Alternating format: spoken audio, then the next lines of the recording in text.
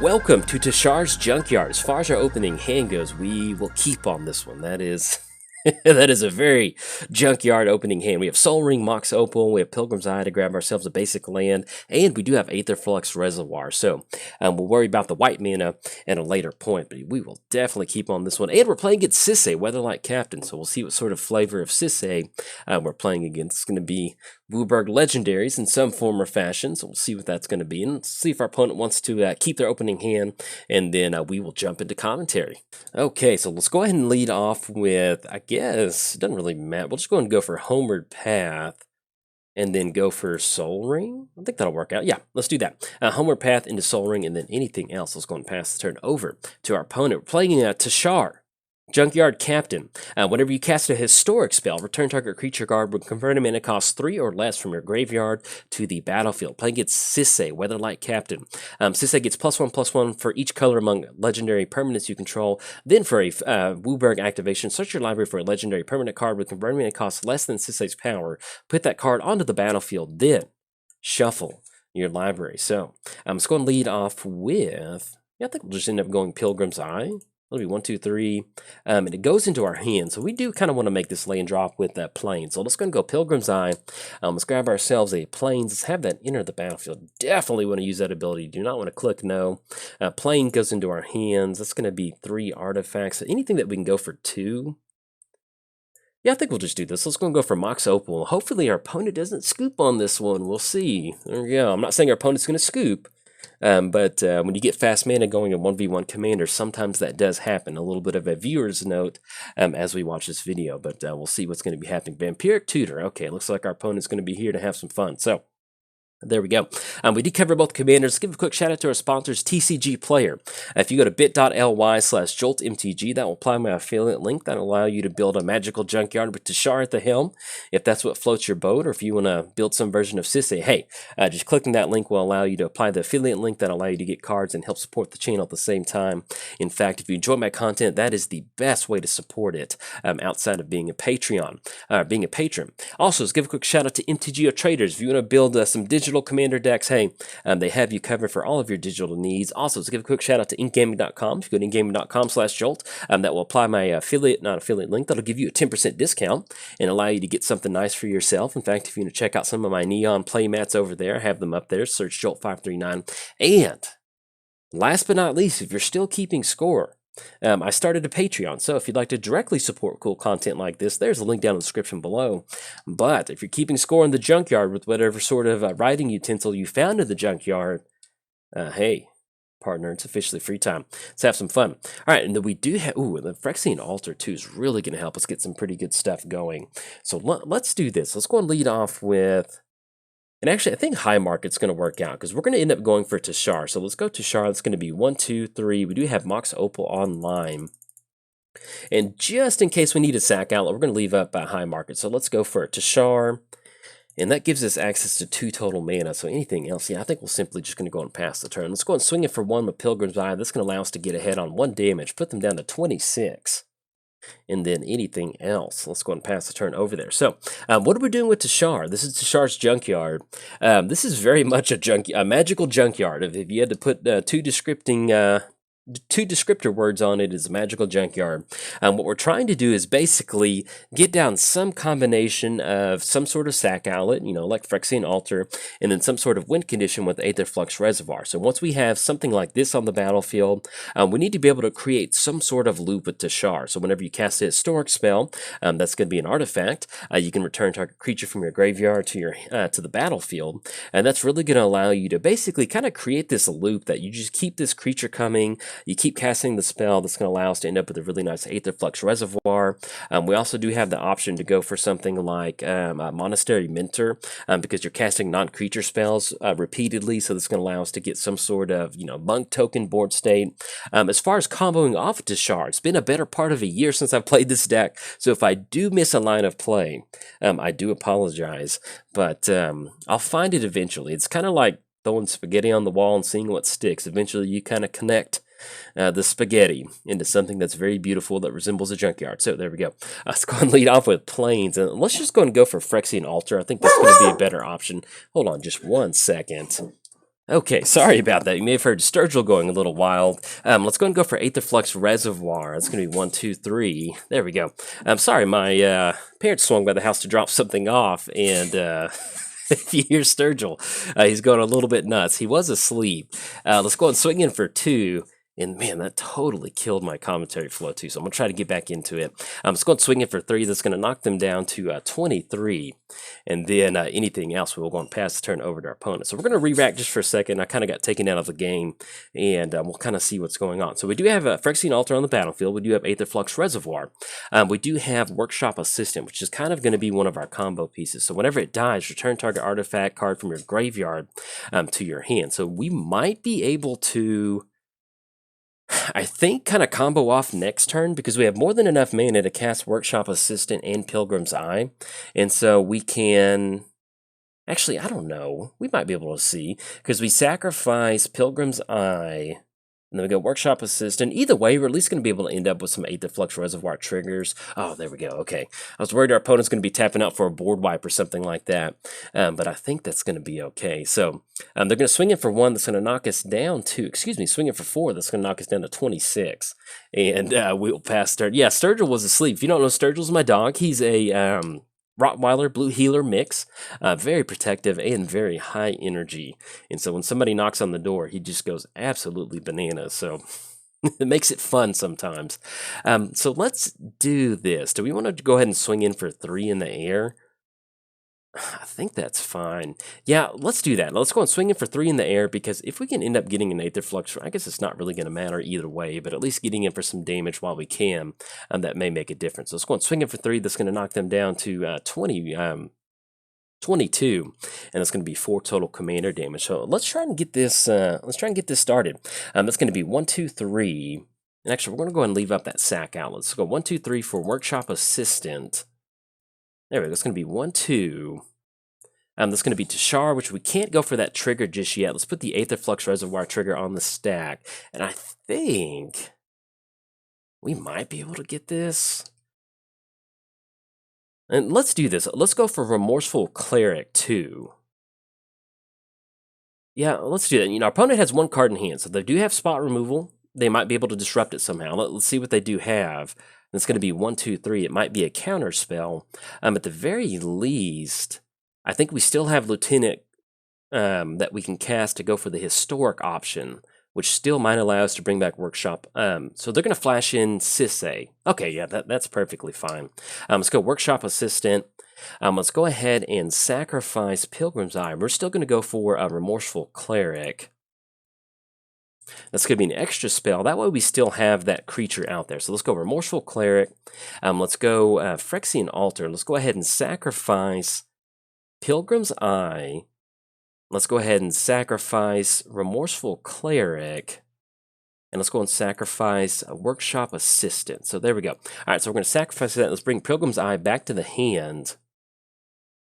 Let's cast Pilgrim's Eye. That's going to allow us to grab a Plains. That's going to be an Teshar trigger. Let's go and bring Workshop Assistant back. And at this point, if we can't combo off, at least we're just going to gain a pretty good chunk of life. So it's going to be Pilgrim's Eye coming down. Let's grab ourselves a Plains. Yes, definitely want to use that ability. That's going to be the land drop for the turn. Let's go ahead and sacrifice Pilgrim's Eye. We'll go ahead and sacrifice Workshop Assistant. We'll return Pilgrim's Eye back to the hand.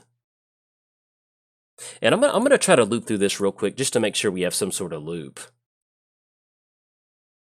Okay, and our opponent's going to scoop it up on that one. So I think next turn, once we end up going for Phyrexian Altar on Workshop Assistant, that's going to allow us to, I think, finally get ahead on that Aetherflux Reservoir count. Unfortunately, they don't give us the spell count from the hand, but with us going from, I think, 30-something to 41, once we sacrifice these 3 out, that's going to be our last high market tap down, and that should give us just enough for the Aetherflux Reservoir. So, there we go.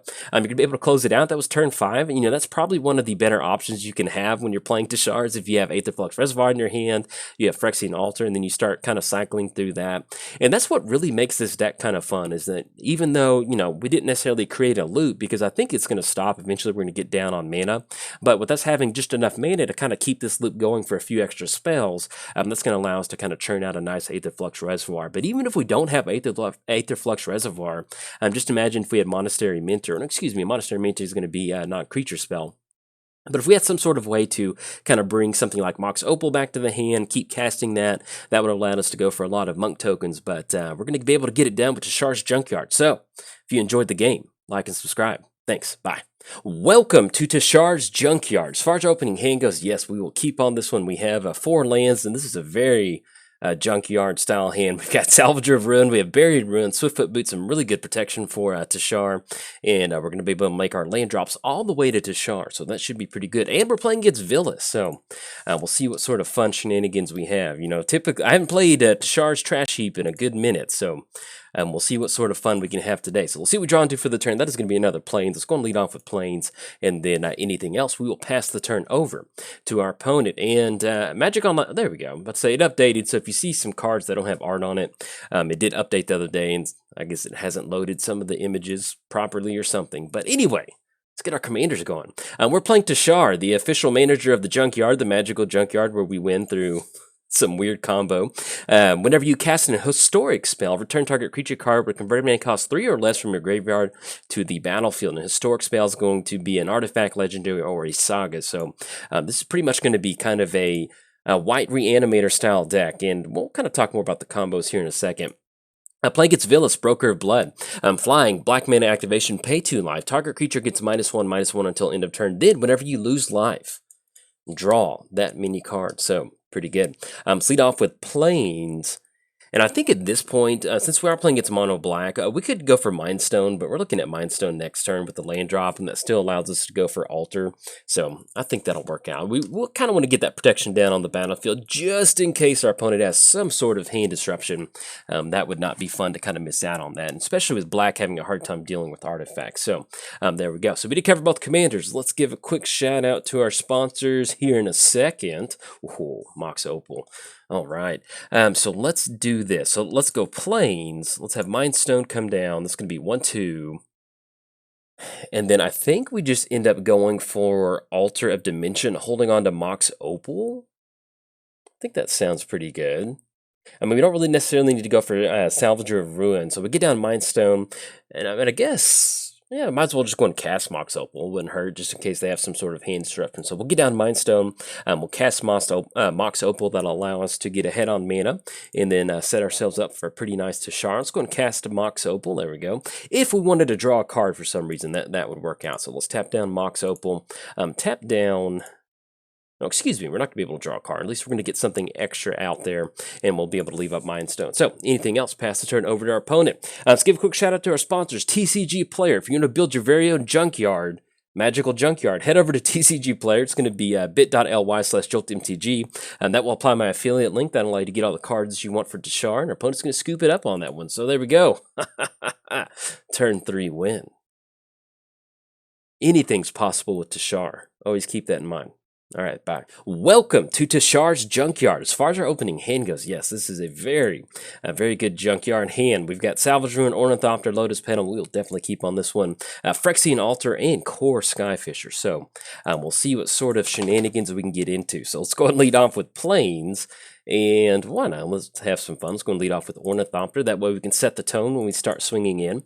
And then anything else, we'll pass the turn over to our opponent. We're playing Teshar. Flying. Whenever you cast an historic spell, return target creature card with converted mana cost 3 or less from your graveyard to the battlefield. Playing gets Yuragdi, Desecrated, Death Touch, and Lifelink, which we'll cover in just a second. Let's get the land drop. Let's go ahead and send a message to our opponent. We're going to go and swing in with Ornithopter. You got to get in for 1 at least. All right, we're going to swing in for 0 and knock them down to 30. That is going to be 0 total Ornithopter damage if you're keeping score at home. And do we want to lead off with Lotus Petal? Yeah, let's go and lead off with Lotus Petal just in case we're looking at some sort of force spike from our opponent, and that also kind of allows us to go for Teshar next turn, so I kind of like that. So anything else, let's go and pass the turn over to our opponent. Playing gets Yuragdi, Desecrated. Death Touch and Lifelink.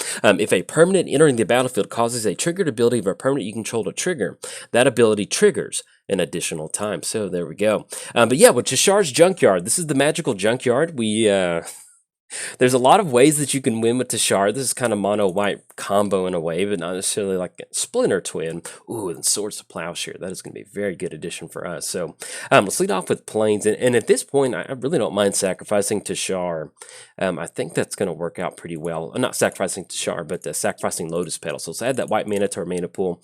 Let's get Teshar on the battlefield. That'll really help us out. Let's go and swing in for another 0. There we go. Anything else? Knock them down to 29, and that's going to be 0 total Ornithopter damage, and then anything else pass the turn over to our opponents. Give a quick shout out to our sponsors, TCG Player. If you go to bit.ly/Jolt MTG, that will apply my affiliate link that allows you to get all the cards that you may need for your very own junkyard with Teshar, or whatever that may be. In fact, if you enjoy my content, that is one of the best ways to support the channels by simply just using that link. It costs you nothing, and you get cards. Also, let's give a quick shout out to MTGOTraders if you want to play online. Get the digital side of Commander, MTGOTraders. Ooh, that is a lot of ramp right there. Goodness. MTGOTraders has all of your digital needs covered. Let's give a quick shout out to inkgaming.com. If you go to inkgaming.com/Jolt, that'll apply a 10% discount. That'll also allow you to kind of pick out a cool play mat, or if you want to check out some of my Mad Neon mats, I have some designs over there. And let's go and lead off with Plains. And it does look like we did dodge spot removal from our opponent. They could still have it in the hand, but thankfully we get to untap with Teshar, which is a very nice feeling. So let's go and lead off with a Phyrexian Altar. Yeah, because that allows us to still go ahead and leave up. Yeah, let's do this. So let's go for Phyrexian Altar. This is just one of those high impact cards that is just good to have it on the battlefield. Let's go and swing in for another 0. And we'll get Ornithopter swinging in. Actually, we'll hold back Ornithopter. That way, if they want to get a little frisky with Wood Elves, we'll at least have a blocker to stop that 1/1. So I'm swinging in for 2. That's going to knock them down to 27. That'll be 2 total commander damage for us. And then anything else, pass it over to our opponent. And last but not least, I started a Patreon. So if you'd like to directly support cool content like this, there's a link down in the description below. But if you're keeping score at the junkyard with whatever sort of writing instrument you found in the junkyard, it is officially free time. So let's have some fun. Now, as far as Teshar goes, this is definitely a mono white combo deck. You know, basically what we're going to use Phyrexian Altar. We can use any sort of sack outlet to sacrifice some sort of creature, generate mana. We get Salvager of Ruin, then we have Lotus Petal come back in some form or fashion. This is okay, and let's see what this Eldritch Evolution is. Thankfully, we do have Swords to Plowshare if it's something that we do want to stop. But the line of play that I'm describing is not exactly Phyrexian Altar. Yeah. That's a pretty safe bet on that one. You want to get rid of that. But yeah, the line I was describing, that's probably not possible, but basically it involves reanimating something like Lotus Petal out of the graveyard. And do we just want to go ahead and Swords to Plowshare on Acidic Slime? I mean, because they're going to get rid of Ornithopter, but do we really need to do that? We almost kind of want to maybe save that for your rock. So I think we're okay with this. You know, if they want to pop one of our lands, they can certainly go for it. Or if they want to pop Ornithopter, that can work too. So let's go and tap down for 1 white mana. We'll leave that up just in case it's something we want to go for, but we kind of want to get that commander tax going on your rock if we can make that happen. So now we are stuck on 3 lands. We do have Salvager of Ruin, but unfortunately we can't use that just yet. So all right, so we do rip into another lane, which is pretty nice. Let's go and go Plains. Let's have Core Skyfisher come down. And actually, if we actually just want to end up going Salvager, that still keeps us online for Swords to Plowshare, and the next turn we can actually go for Skyfisher and then return that back to our hand. So there we go. I'm just going to swing it for 2 in the air. That's going to be 2 coming across, put them down to 25, and that'll be 4 total commander damage. But yeah, basically with Teshar, there's a lot of different ways that you can just basically create this loop where you're having this cheap artifact enter the battlefield, or having some cheap creature go back to your hand, cast it a bunch of times, start bringing it back. Long story short, basically, what I'm trying to say is if I miss a line of play that allowed us to combo off quicker, do let me know in the comments. But if I do miss it, it's basically because every time I play this deck, I always get like, hey, why didn't you do this on turn 3? I was like, hey, I didn't see it, partner. So I definitely do not mind you letting me know if I missed a certain line, because it helps me play this deck. And also, I haven't played this deck in probably going on about a year. And so this is definitely one of those that if you put in practice with it, you can identify those lines of play pretty easily. But at this point, we're just going to have to kind of throw everything out on the battlefield and kind of see what sticks. Kind of like throwing spaghetti against the wall in a junkyard. And okay, so this is not going to be fun. Let's do this. Let's go Swords to Plowshare on Acidic Slime, because it's going to get rid of that repeated enter the battlefield effect, and then when they do target the phantasmal image, when it becomes the ability of a target or ability, sacrifices. So that way, if they do target it, that's going to make them sacrifice that creature, and we should be in a pretty good spot. So, okay, so let's go ahead and lead off with, yeah, I think this is fine. Just having artifacts on the battlefield is something that really does help us out. Let's go ahead and swing in for 2. It's going to be an extra card draw, which is also going to be pretty important. Let's make the land drop. Let's go for... Yeah, let's do this. Let's go and swing in for Teshar. And if we can get the commander damage win, I'm not above that. It's going to take a little bit, but we can certainly go for it. So let's go and swing across. It's going to put him down to 25. It's going to be 6 total commander damage. Let's go and go for Core Skyfisher. That way we can return Ornithopter back to our hand and recast it. So there we go. All right, so let's go and return Ornithopter back to the hand. And actually, if we want to, I think just going for Wellspring, yeah, that actually sounds a lot better because we can actually cast it next turn to go for an extra card draw. So there we go. Anything else pass the turn over to our opponent. And if we don't combo off, that does help us kind of win the game. We do have a couple different ways. We have Aetherflux Reservoir. We do have Monastery Mentor, so we do get in a situation to where even if we're not generating infinite mana, yeah, go for it, man. This is this is definitely one of. There's some decks where if your opponent casts Bribery, you kind of start to sweat a little bit. This is, I think, about the only best creature you could go for would either be Monastery Mentor or Recruiter of the Guard. That's going to be about it. There's not really a lot of good stuff out there, so we'll see what's going to happen. Now, I think with Conjurer's Closet, unfortunately, if they do end up going for something like Wall of Omens, yeah, so with the way that Conjurer's Closet is worded, at the beginning of your end step, you may exile target creature you control, then return that card to the battlefield under your control. So basically, once they go for Bribery, if they find something with a good enter the battlefield effect, that's going to allow them to keep it on their side and keep going for that enter the battlefield effect. So if that's what they're going to be looking for, it's pretty much going to be Wall of Omens. Ooh, and they're going to be able to go for Fiend Hunter. But without a sack outlet... Yeah, I guess. Just let it go to exile. Because they can always bounce Fiend Hunter, and we're basically just going to get it back. And we're not really in a position to where we need it. Yeah, I guess let's just go ahead and have it go back to the command zone. Yeah, I think that's going to be fine. So they're going to go and exile Teshar. Let's see how this works. I think it's... Yeah, I think we'll just go and send it back to the command zone. Because the other ones, we can get some nice enter the battlefield effects. So, I mean, if we let them have it, it basically forces them to go for the Acidic Slime line of play with Conjurer's Closet. And so, I think we're okay with that going back to the command zone. Because typically, if you're going to go off with this deck, you need to have Teshar down. And I just don't want to get into a weird position where we can't really take advantage of that. So, let's see who they decide to target. If they end up targeting Fiend Hunter, yeah, there we go. Let's target that Acidic Slime. Okay. Oh no, and then we get the shame scoop from our opponent. So with this deck, this is not a clean W.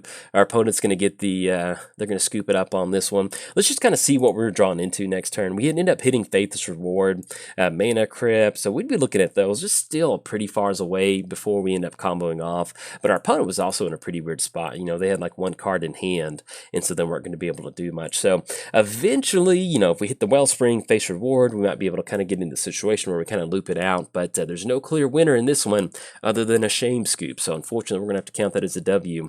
We'll see how how Teshar shakes out as far as recording goes. So anyways, if you enjoyed the video, like and subscribe. Thanks. Bye.